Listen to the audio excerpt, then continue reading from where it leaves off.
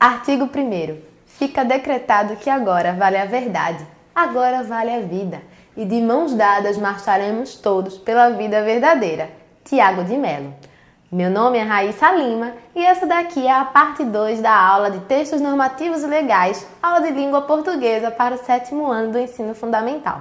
Regras e mais regras! Hoje a gente vai retomar um pouco daquilo que a gente viu, textos normativos e legais, e a gente vai, digamos assim, se tornar especialistas em lei. Calma, não tanto. Mas a gente vai se aprofundar um pouquinho mais. Então, a primeira coisa que a gente vai fazer é um resumo daquilo que a gente já tinha visto na última aula. Olha aí o resumo que eu coloquei para vocês aparecendo na tela. Textos normativos e legais servem como um acordo, um contrato sobre normas, leis e regras a serem criadas e seguidas por um grupo. Em geral, eles têm caráter oficial, como a Constituição do nosso país, por exemplo.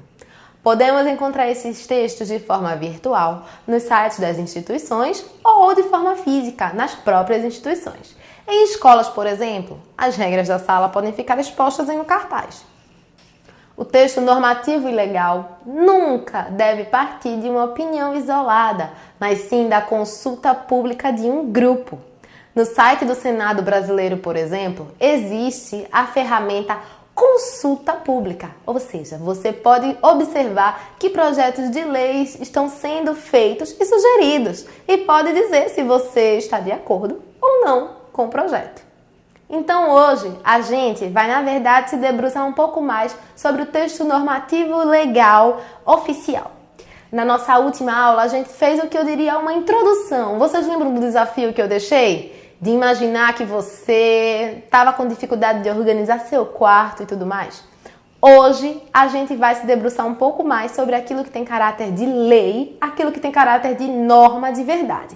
Então, vamos observar primeiramente um texto simples de uma lei bem simples, que é na verdade uma homenagem a Paulo Freire, grande educador pernambucano, inclusive. Então, se liga aí na página do Diário Oficial de Pernambuco que vai aparecer para vocês agora. Recife, 17 de março de 2020. Diário Oficial do Estado de Pernambuco, Poder Executivo. Governo do Estado. Governador Paulo Henrique Saraiva Câmara. Lei número 16.818, de 16 de março de 2020. Adota como patrono da educação pernambucana o educador Paulo Freire, o governador do Estado de Pernambuco. Faço saber que a Assembleia Legislativa decretou e eu sanciono a seguinte lei. Artigo 1º. Fica decretado o educador Paulo Freire como patrono da educação pernambucana. Artigo 2º. Esta lei entra em vigor na data de sua publicação.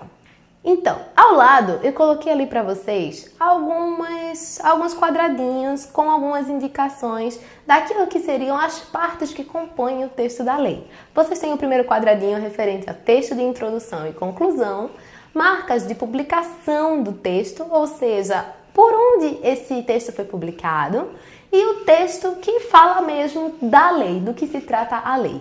Então observem que tem algumas marcas com cores no slide. O que vocês têm que fazer é decidir que cor corresponde a que tipo de texto que aparece. Por exemplo, o texto de introdução e conclusão está destacado de rosa, de verde ou de vermelho. Dá uma pausa no vídeo e a gente já volta com a resposta para você. Já sabe a resposta? A resposta vai aparecer agora na tela para você. Em verde é o texto de introdução e conclusão da lei.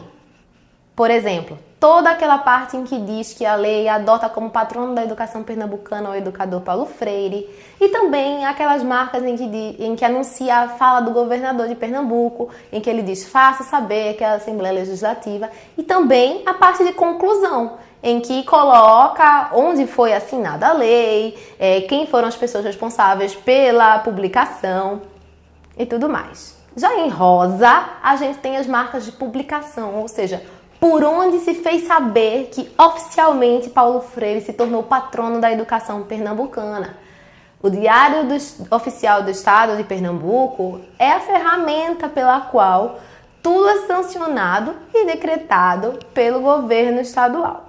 E, por último, em vermelho, eu tenho o texto da lei, ou seja, aquilo que de fato a lei diz. E aí eu ampliei um pouco para que vocês pudessem ver esse texto da lei. Olha só a imagem que vai aparecer para vocês. Artigo 1º e artigo 2º. Eu coloquei em destaque porque é importante lembrar que todo texto normativo oficial ele é dividido por artigos. Textos normais são divididos em geral em parágrafos, se forem poemas, versos. Textos normativos legais, primeiro são divididos por artigos.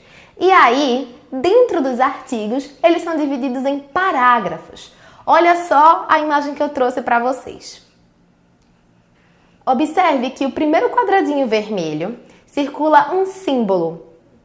Esse símbolo, na verdade, identifica o parágrafo 3º do artigo 5º. Ou seja, outros parágrafos existem dentro desse artigo, certo? O que acontece é, no texto normativo, nós não fazemos aquela separação de 2 dedinhos que a gente faz na folha quando a gente vai escrever para marcar o parágrafo. Nós colocamos esse símbolo, que são 2 S's, na verdade. Acontece que alguns artigos, observe um pouco mais abaixo, aí na mesma imagem, o artigo 11º, ele tem apenas um parágrafo para descrever a sua ação. Ao invés do símbolo, a gente coloca parágrafo único, ponto, e aí coloca a redação do parágrafo. Então, para você não se perder, a gente tem um texto de introdução numa lei, os artigos e logo depois os parágrafos.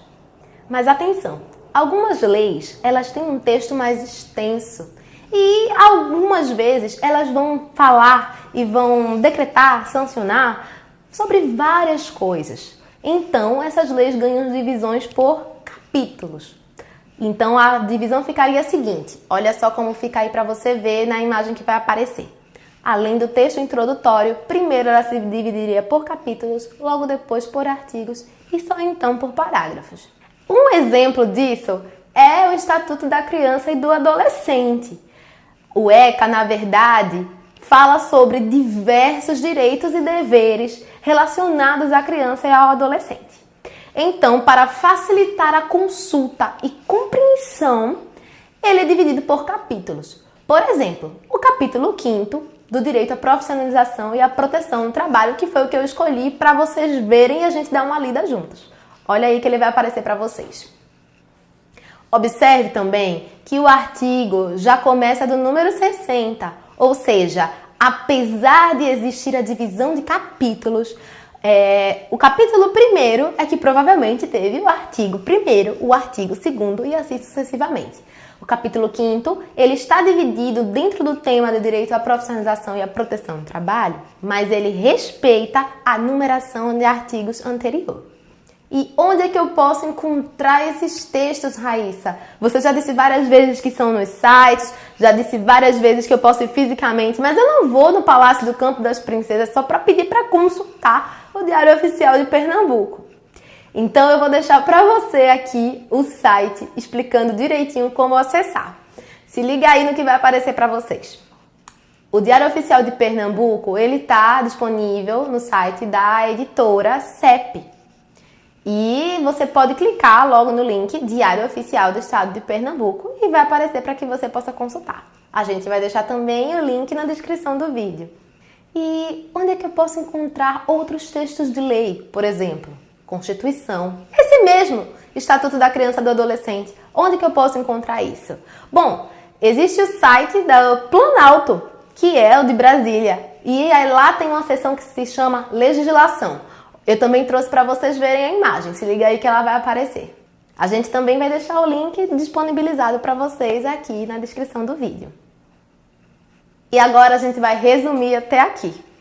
Olha aí esse resumão que eu fiz para vocês, bem simples para você não esquecer. Textos normativos e legais, primeiramente, usam a linguagem formal, para que assim seja mais fácil de se compreender por toda a sociedade e em todo o país. Ele é dividido de forma própria, artigos, parágrafos ou mesmo capítulos, artigos, parágrafos. E eles são publicados e anunciados de forma oficial. Vamos praticar? A minha sugestão de hoje é uma prática um pouco diferente. Então deixa eu apresentar para vocês o programa Jovem Senador, que é um programa sugerido pelo Senado daqui do Brasil. O Jovem Senador, na verdade, busca divulgar e tornar mais fácil o texto das leis, ou seja, o poder legislativo para o jovem. Na página do Senado, você pode clicar lá e tem a parte Jovem Senador. Todo ano são feitos concursos de redações dentro das escolas e depois as pessoas que são selecionadas dentro das escolas passam para as outras fases. Então, o meu desafio hoje para você é o seguinte. Na verdade, eu peguei o tema de 2019, porque agora para 2020, o Jovem Senador deu uma pausa, a gente está esperando o retorno das atividades.